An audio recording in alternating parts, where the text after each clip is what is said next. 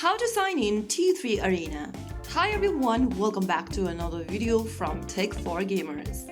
Today in this video, I'm gonna help you log into T3 Arena on your Android device so that you can jump straight into the action.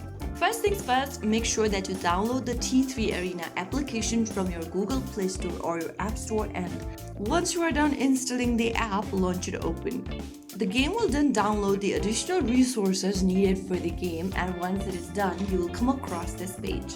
Once you're inside this page, go ahead and select one of the login methods.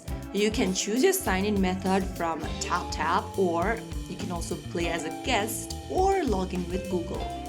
I'm gonna tap on sign in with TapTap button, and now once you do that, on the next page, you can go ahead and log into your TapTap account by entering its credentials. If you don't have a TapTap account yet, you can click on the create account button and follow through the instructions.